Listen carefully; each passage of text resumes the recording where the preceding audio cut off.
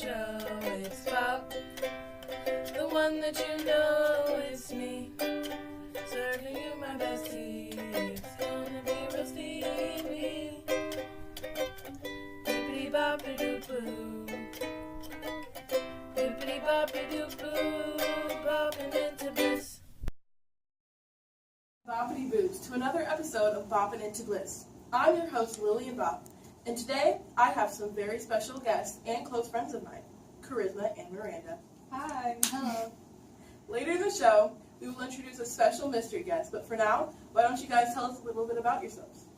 Hi, my name is Charisma. I've been a marriage counselor for almost 10 years. I specialize in cases where adultery has taken place. Thank you for having me back on the show. It's always a pleasure. And Miranda? My name is Miranda. I'm a certified mediator and have been for about 8 years now. I work in all areas but specialize in anger management. Okay, now that we know everybody, let's begin. In today's episode, we will be discussing John Proctor, an impulsive yet honest and determined man from the Crucible.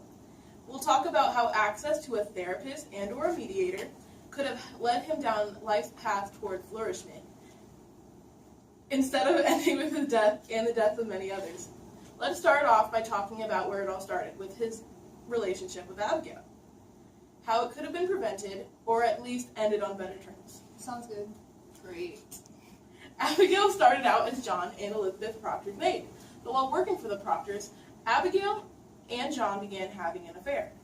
Though not many details on the affair are known, we do know that not only did it create a bigger tear in the relationship of John and Elizabeth, it also had a huge impact on the witch trial and the devastating turn that it took.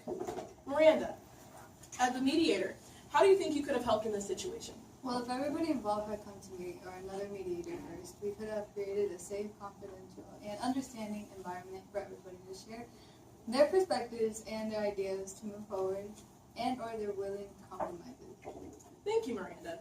That sounds like it would have been a good intervention to prevent all the death, destruction, and disaster that followed their infidelity. Charisma, can you briefly describe how marriage therapy could have helped this situation?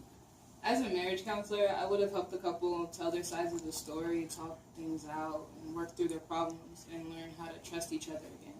The solution could have really helped their marriage and their family stick together, as well as hopefully lessening the guilt over John's head.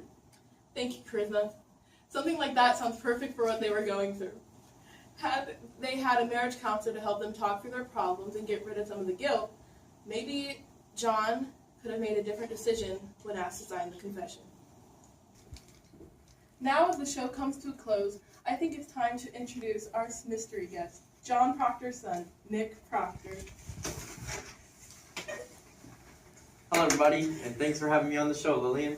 Of course, thank you for coming. As the show comes to a close, we just wanted to ask you a couple of questions. Is that okay?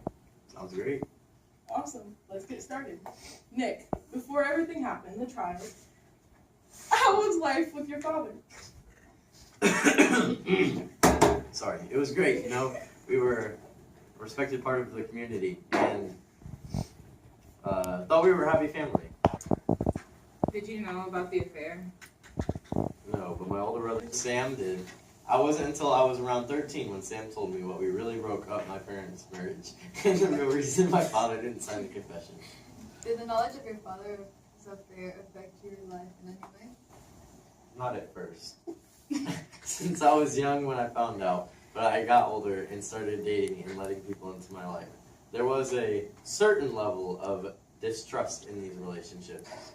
Thankfully, I found my wife and trust her with everything I have. Do you and your wife go to marriage therapy or anything of that, stuff? Marriage therapist regularly, just to ensure that we both happy, that we're both happy in the relationship and trust each other. I'm so glad that you found someone that you can love and trust. I'm sure that we would all love to stay here for another hour and ask questions, but sadly, it's time for the show to come to an end. I would like to personally thank each of our guests for showing up today, and a special thank you to Nick for letting us ask questions. Thanks for watching, and I hope to see you in the next episode of Boppin' into Bliss. Goodbye! Were we going to talk about how his dad was a pedo? Oh. You want to For more information on how to find and contact a marriage counselor and or a mediator, including Charisma and Miranda, you can look at our description or visit our website, linked in the description. Have a nice day!